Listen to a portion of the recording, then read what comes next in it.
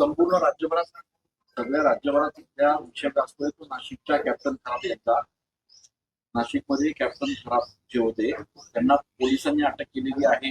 त्यांच्या अनेक राजकीय नेत्यांशी लागीबाजी आता समोर येत आहेत. या संपूर्ण प्रकरणावर आपलं काय? खरं आहे. मी वर्तमानपत्रातून सुद्धा मी वाचतोय.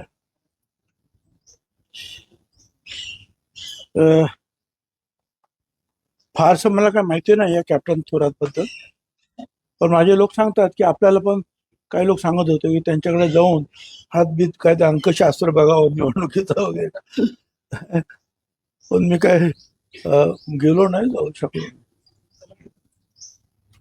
अंधश्रद्धेपासून दूर राहिलं पाहिजे असं माझं मत आहे.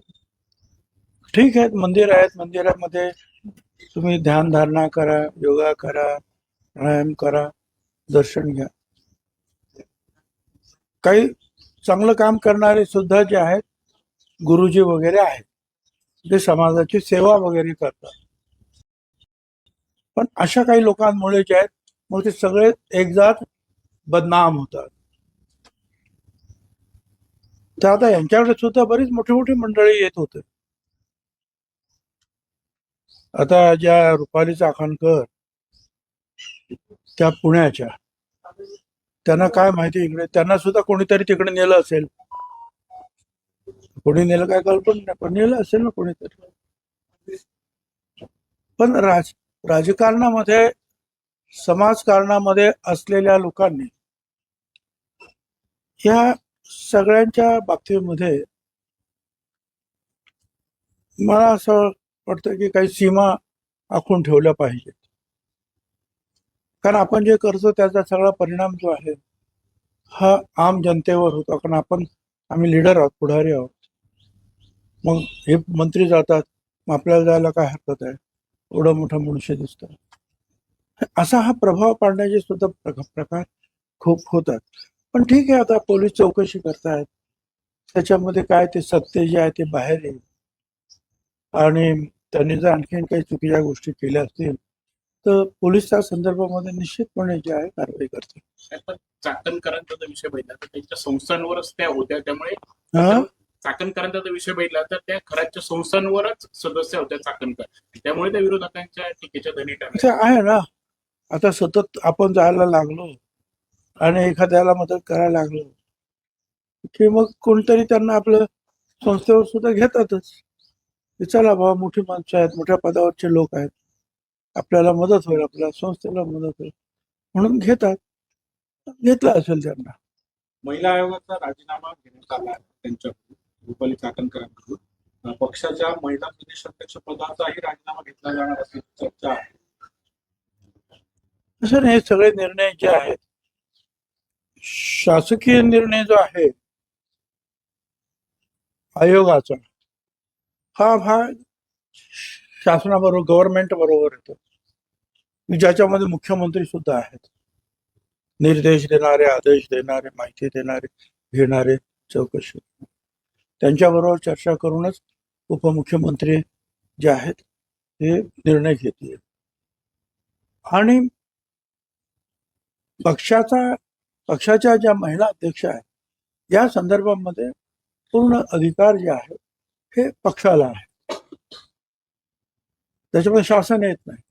आता त्या बाबतीत काय करायचं आहे ते पक्षश्रेष्ठी आहेत, आपल्या उपमुख्यमंत्री ताई आहेत, सुनेत्राताई, ही सगळी मंडळी बसून चर्चा करतील आणि ठरवतील. पण सुनेत्राताई या राज्याच्या पहिल्या उपमुख्यमंत्री आहेत महिला, आणि त्यांनी या प्रकरणामध्ये तातडीनं त्यांचा राजीनामा घ्यायला हवा अशी पण मागणी. मागणी तर आपण करतोच आहोत, पण एखादा आरोप झाल्यानंतर त्याच्यामध्ये किती तथ्य आहे, काय आहे, हे 1-2 दिवस समजून तर घ्यायला पाहिजे की नाही. पण आमच्यासारख्यांना किंवा सुनेत्राताईंना सुद्धा उपमुख्यमंत्री अनेक कामं असतात, कुठे हा कार्यक्रम तो कार्यक्रम तो, त्याच्यातून हे सगळं बघायचं असतं. त्याच्यामुळे काय सत्यता आहे हे तपासल्याशिवाय झटपट असा राजीनामा घेणं सुद्धा योग्य ठरत नाही. तो मग अन्याय होईल. त्याच्यामुळे त्यांनी माहिती घेतली असणार, आणि माहिती घेतल्यानंतर विशेषतः मुख्यमंत्र्यांनी माहिती घेतली असणार, आणि त्याच्यानंतर चर्चा झाली असेल. कारण हे पद महत्वाचं पद आहे आणि त्याबद्दल साहजिकच जे आहेत मुख्यमंत्री आणि सगळ्या मंडळीशी चर्चा करणं आवश्यक होतं. चाकणकरांची पण चौकशी करा, त्यांना अटक करा अशी देखील मागणी. हं? चाकणकरांची पण चौकशी करा, त्यांना आता असं आहे ना की त्यांनी काय चुकीचं काय केलं असेल तर पोलीस पाहून घेतील. तर महिलांच्या लैंगिक शोषणासोबतच खराब ते अनेक ठिकाणी शेतकऱ्यांची बळजबरी जमीन बळकावल्या असे देखील प्रकार आता समोर यायला लागले. म्हणजे विशेषतः सिन्नर असेल, शिंदे असेल. आता असं आहे ना की त्यांना अरेस्ट झालेली आहे. जोपर्यंत हा पॅन्डोरा बॉक्स उघडत नाही तोपर्यंत सगळे दबून असतात. पण एकदा अशी कारवाईला सुरुवात झाली की ज्यांच्यावर अन्याय झालेला आहे, ज्यांच्याकडे जास्ती माहिती आहे ते ताबडतोब जे आहे त्या तपास यंत्रणेकडे जातात आणि ती माहिती पुरवतात आणि त्यातून मग आणखी या केसेस तयार होतात. साहेब, पण ज्यावेळी त्याच्यात दुर्दैवी गोष्ट अशी आहे की अनेक IPS IAS अधिकाऱ्यांची देखील त्यांच्या दरबारात हजेरी होती. त्यांच्यासोबत काही जमिनी घेतल्याची पण माहिती आता समोर येऊ लागली. त्या संदर्भात मला काही माहिती नाही आहे. काय ज्या आता मला वाटतं पुण्याच्या काही अधिकारी आहेत, मला वाटतं ते तपास यंत्रणा पुण्यावरून आले ना. तर त्या मला असं वाटतं की अतिशय निर्भयपणे निपक्षपणे या सगळ्याची माहिती घेतील, मुख्यमंत्र्यांशी सुद्धा चर्चा करतील. कोट्यवधीची माया गोळा केली आहे, संपत्ती त्यांनी गोळा केलेली आहे, त्याची चौकशी व्हायला पाहिजे त्याची देखील. अरे सगळ्यांची चौकशी होईल सांगतो ना आता. ज्यावेळी कॅप्टन करपला अटक करण्यात आली त्यावेळेस पोलिसांनाच त्यांनी शाप दिला की तुमचं बरं वाईट होतं की माझ्यावरती तुम्हाला आम्हाला अटक करताय, तुमच्यावर कोप होईल. म्हणजे सगळ्या पोलीस डिपार्टमेंटवर कोप होईल. पण सध्या तरी पोलीस डिपार्टमेंटचा कोप त्यांच्यावर झालेला आहे. साहेब, संजय राऊत यांनी असा आरोप केलाय.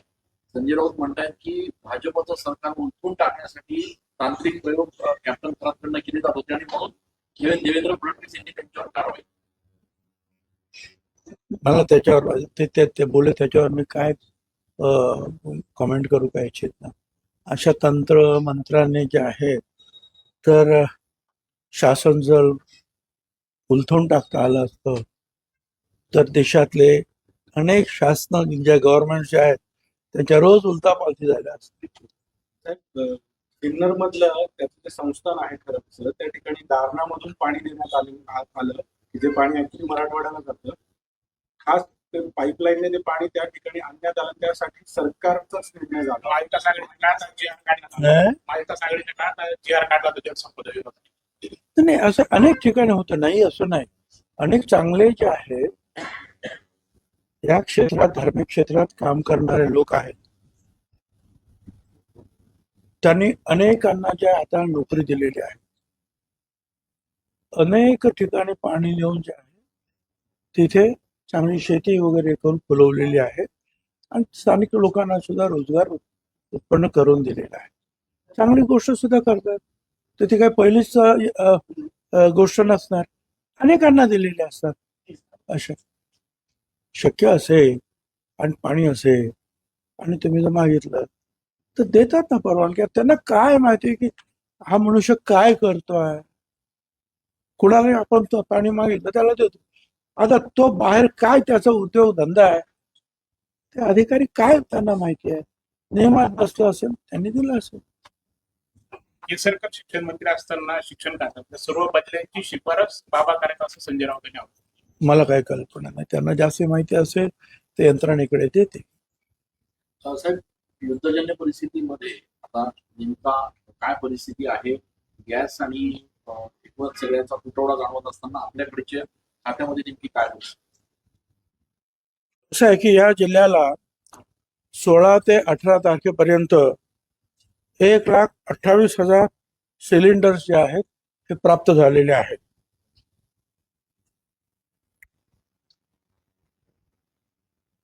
एकशे 35 गॅस एजन्सीज काम करतायत आणि या युद्धापूर्वी जेवढा कोटा मिळत होता तेवढाच कोटा आता जिल्ह्याला मिळालेला आहे, देण्यात आलेला आहे.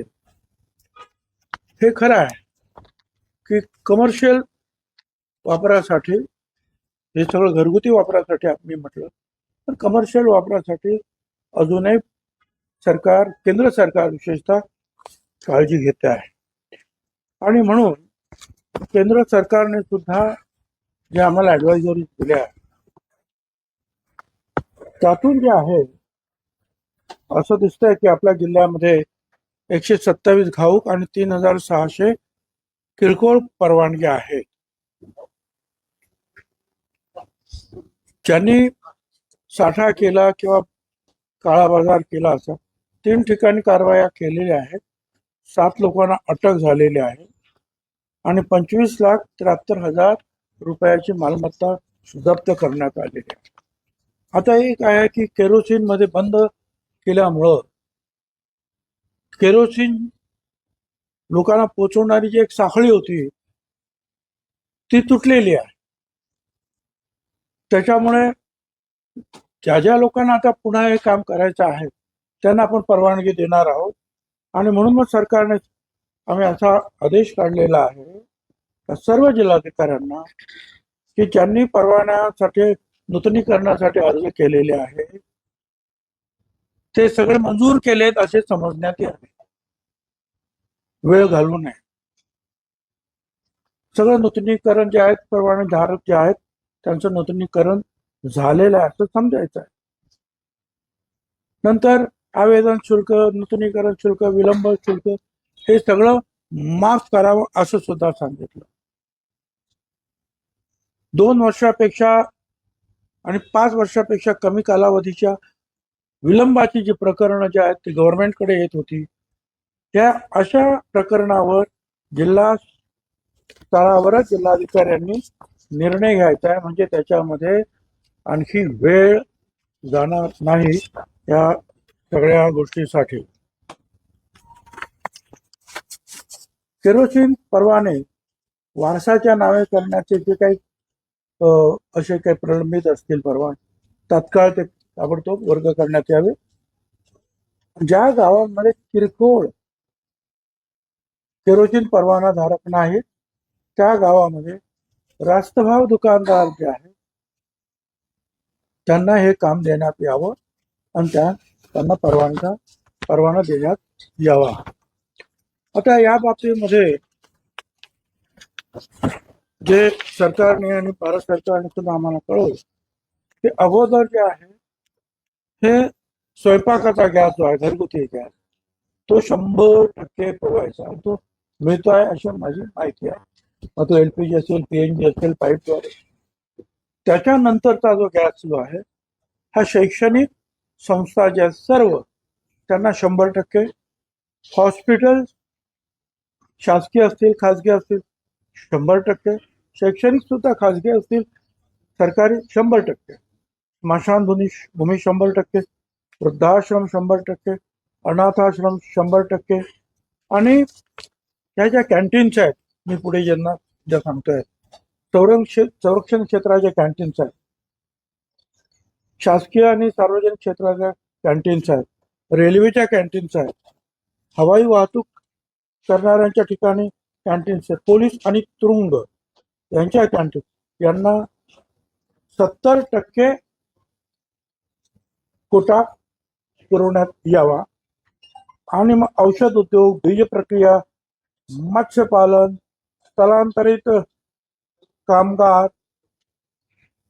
फक्त रिफिलिंगसाठी, corporate canteen, industrial canteen, corporate guest house, अतिथीगृह, अन्न प्रक्रिया उद्योग, दुग्ध उद्योग, शासकीय PSU आणि LPGC निगडीत मॅन्युफॅक्चरिंग अँड सर्व्हिसेस त्यांना 50%.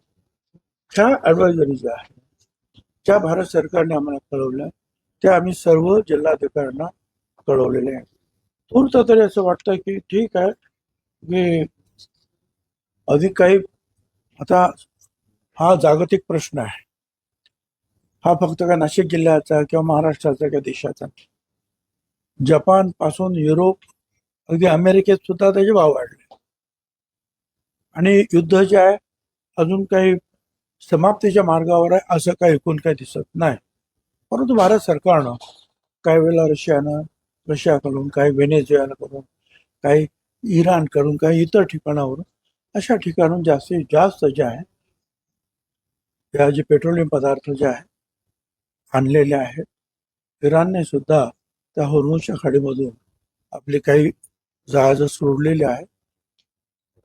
त्यामुळे आणि भारत सरकारनं हे HPCL, IOCL जे आहेत त्याच्या सरकारी कंपन्या आहेत रिफायनरीज, त्यांना सांगितलंय की प्रोपेन आणि बुटेन याचा सगळा वापर जो आहे हा LPG साठीच करायचा आणि जास्तीत जास्त LPG 9,000 मेट्रिक टन होतं ते 11,000 मेट्रिक टनवर त्याचं उत्पन्न वाढवलं गेलेलं आहे. तर अशा ठिकाणी भारत सरकार, महाराष्ट्र सरकार या बाबतीवर रोजच्या रोज त्याची माहिती घेऊन लोकांना त्यांना आश्वस्त करण्यात येत आहे. काही ठिकाणी खरोखरच आपण देऊ शकणार नाही, अशा वेळेला अडचण आहे. 3 ठिकाणी जिल्ह्यामध्ये जवळपास पंपाचे जे सेंटर आहेत ते बंद आहेत. HPCL सिन्नर नाही, आता आपण माहिती घेतोय किती आहेत हे तुम्हाला मी सांगितलं. 127 घाऊक आहेत, 3,600 जे आहेत हे किरकोळ परवाने आहेत. आता हे सगळं मी तुम्हाला सांगितल्यानंतर साहजिकच हे अनेक लोक पुढे येतील आणि हे मी तुम्हाला सांगितलं त्यांना परवानगी वगैरे ते देण्याच्या ज्या काही प्रोसिजर्स राहतील ते त्यांना परवाने मिळाले असं समजण्यात यावं. वारसाला देण्यात आले, वर्ग करण्यात आला असं समजण्यात यावं. म्हणजे याच्यात अजिबात वेळ घालवायचा नाही अशा प्रकारच्या सूचना देण्यात आलेल्या आहेत. साहेब, अनेक ठिकाणी काळा बाजार घडला. 3 ठिकाणी त्यांना आम्ही सांगितलं तुम्हाला, काळा बाजारमध्ये 3 ठिकाणी कारवाई झाल्या. अजूनही आमच्याकडे जे काही माहिती होईल आम्ही त्याच्यावर कारवाई करू. 7 लोकांना अटक केलेली आहे आणि 25,73,000 रुपयाचा माल जप्त करण्यात आले. साहेब, जामनगर मधनं आपल्याकडे जो पुरवठा होतो गॅस येतो त्याचा माल सध्या आलेला नाहीये, त्याचा शॉर्टेज असल्याची माहिती होती. आपण या संदर्भात काही माहिती देणार? असं आहे की आपल्याकडे जो आहे हा पूर्वी जेवढा येत होता तेवढाच जे आहे LPG वगैरे आज येतो आहे. परंतु संपूर्ण देशामध्ये पूर्णपणे सगळ्यांनाच जे आहे हा LPG किंवा PNG मिळतो असं नाही. ज्या अडचणी आपल्याकडे आहेत त्या अडचणी गुजरातमध्ये आहेत, कर्नाटकमध्ये आहेत, तेलंगणामध्ये सगळे. आणि याच देशात असेच नाही, जपानपर्यंत सगळ्या देशांमध्ये या अडचणी आहेत. साहेब, घरगुती गॅस जो आहे तो पाईपलाईनद्वारे दिला जातो, विशेषतः मुंबई पुण्यामध्ये घरगुती गॅस पाईपलाईनद्वारे दिला जातो. त्या ठिकाणी काही वेळ निश्चित करून देण्यात आली, कारण काही ठिकाणी असं म्हटलं जात आहे का 3-3 तास हा गॅस पुरवठा होणार आहे, घरगुती गॅस. माझ्याकडे ती काही माहिती नाही आहे, परंतु PNG आणि LPG तूर्त तरी घरांसाठी पूर्णपणे पुरवला जात आहे. धन्यवाद सगळ्यांना. नाशिकमधला माडा घोटाळा सध्या चर्चेत ठरतोय. मोठमोठे बिल्डर यामध्ये अडकलेले आहेत. हं? मोठे बिल्डर यामध्ये अडकलेले आहेत माडा घोटाळ्यामध्ये नाशिकच्या. एकंदरीत त्या संपूर्ण प्रकरण तुम्ही कसं बघताय? कारण काही शासकीय यंत्रणा देखील यात सहभागी असण्याची शक्यता. मला काही कल्पना नाही, परंतु मला सुद्धा आश्चर्य वाटतं. कारण आपल्याकडे अशा प्रकारचे जे आहेत बिल्डर्स, बांधकाम जे करणारे जे लोक आहेत हे यांच्याबद्दल अतिशय लोकांना विश्वास होता आणि चांगलं काम करतात असं मी सुद्धा अनेक वेळा म्हटलेलं आहे.